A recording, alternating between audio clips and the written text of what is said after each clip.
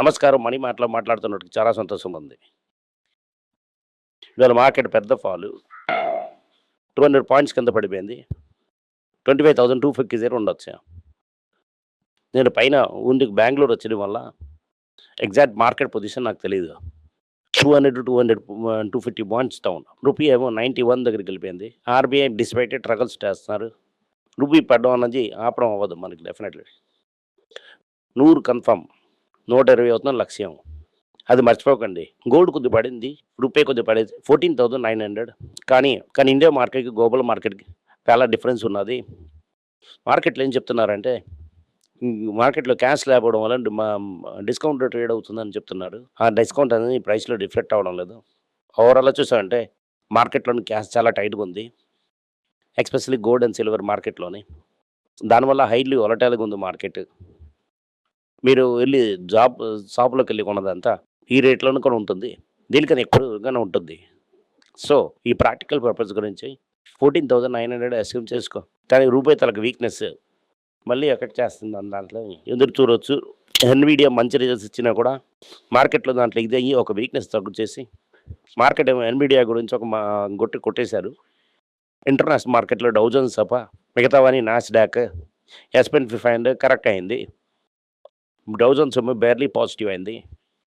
దాని తర్వాత ఒక మెమరీ షార్టేజ్ వస్తుంది.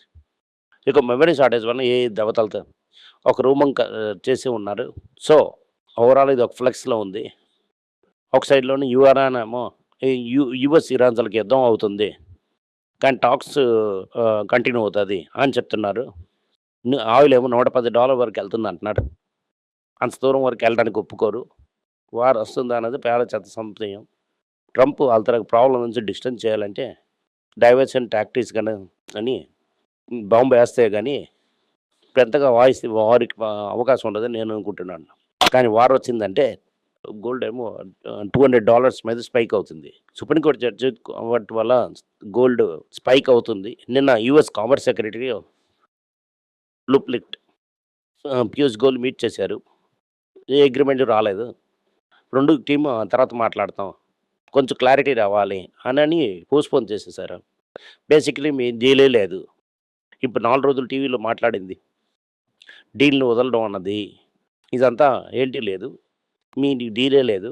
అమెరికాకు డీల్కి ఇండియాకి డీల్ లేదు, కానీ వేరేగా యూనిలేటర్ అమెరికా తారీఖు వేస్తున్నారు. మన తలకు సోలార్ సెల్స్ మీద 126% డ్యూటీ వేశారు.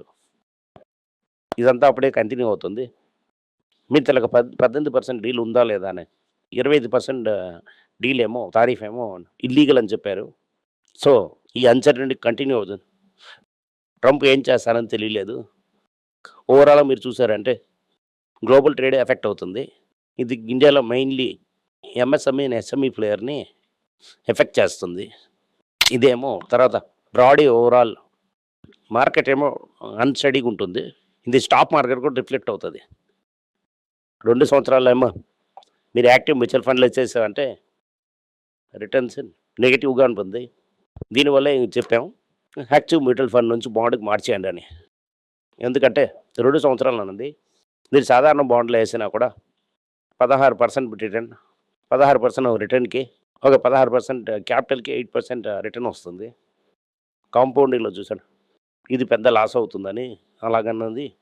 అది నా తలక కర్తవ్యం. సో ఏం చేస్తానో తెలియకుండా ఇంకొలతో ఫండ్స్ యాన్యువల్ చేయడం అన్నది పెద్ద రిస్క్. అది ఇవాళ మిగతా న్యూస్ గురించి చూద్దాం.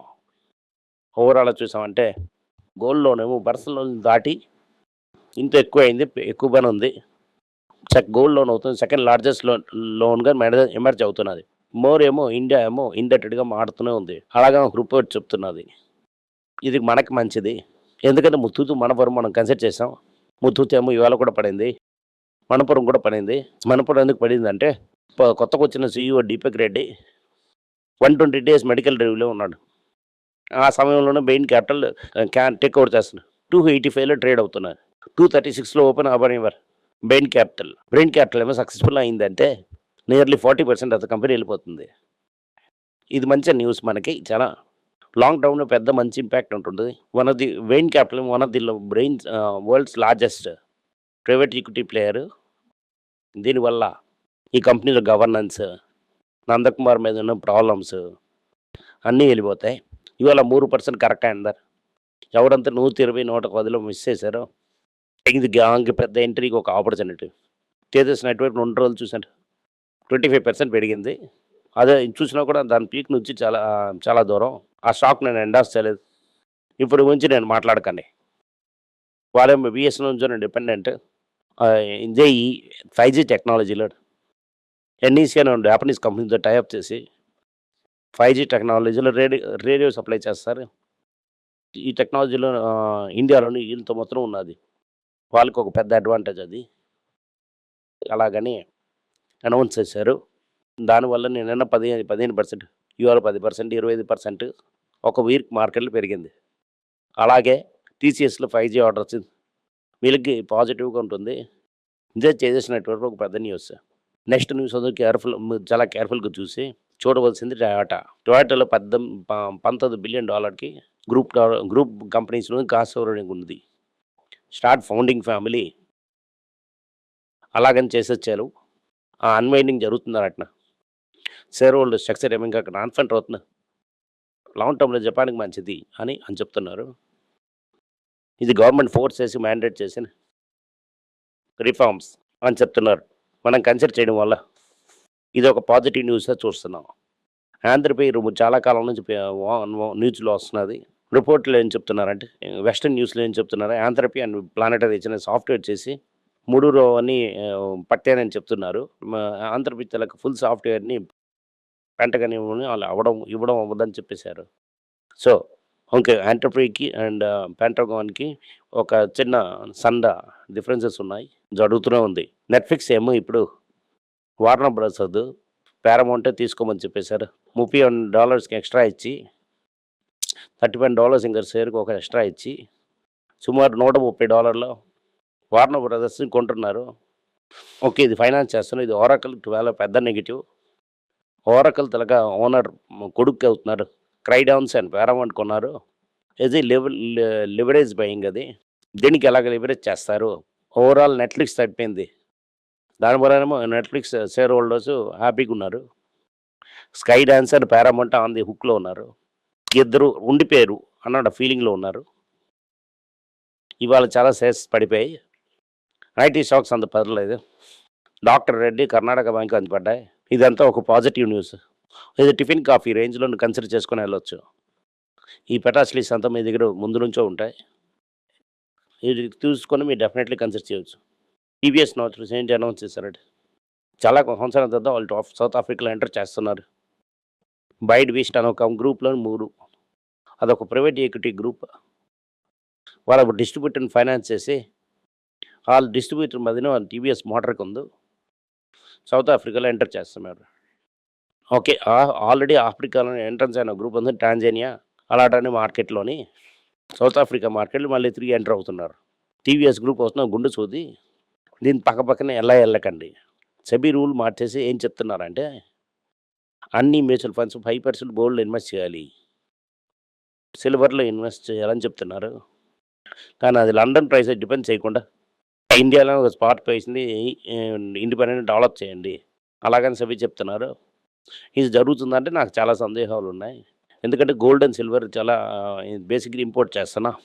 సిల్వర్ చాలా తక్కువ ఇంపోర్ట్, గోల్డ్ కంప్లీట్లీ ఇంపోర్ట్ చేస్తున్నా. దానివల్ల ఎక్స్టర్నల్ ప్రైస్ లేకుండా గోల్డ్ ఇండిపెండెంట్గా ప్రైస్ డిటర్మైన్ చేయడం అవ్వదు.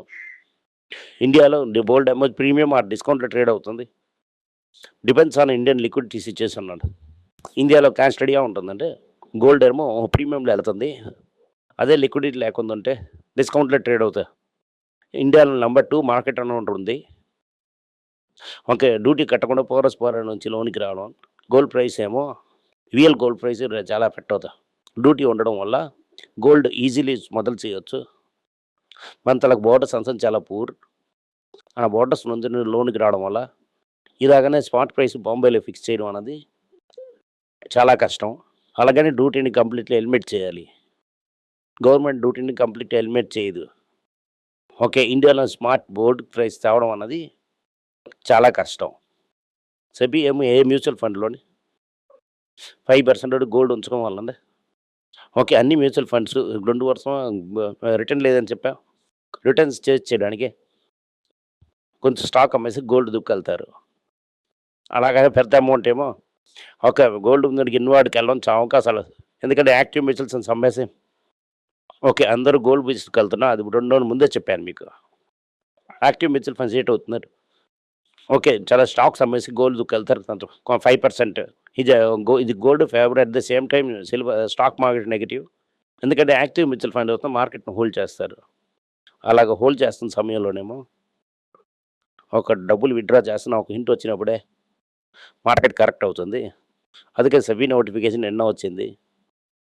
2 రోజులు మార్కెట్ వీక్‌గానే ఉండడానికి ఇది ఒక కారణం ఉండొచ్చు. అలాగనే మాకు సందేహం ఉంది. ఎందుకంటే ముందే ఎలర్జెన్సీ ఉండొచ్చు.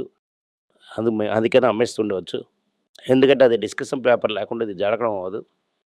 వీరి వల్ల ఇండియన్ మ్యూచువల్ ఫండ్స్ సైడ్‌లో కొద్దిగా అమ్మేసి ఏమో గోల్డ్‌గా మార్చడానికి చాలా అవకాశాలు ఉన్నాది. దీనివల్ల ఇవాళ వస్తుంది ఒక పెద్ద న్యూస్ ఇది. అన్ని బ్యాంక్స్ ప్రెషర్‌లో ఉన్నాయి. దీనివల్ల ఐటీ తప్ప మిగతావన్నీ టపాసులు ఓపెన్ చేయండి. స్టాక్ కన్సిడర్ చేయండి.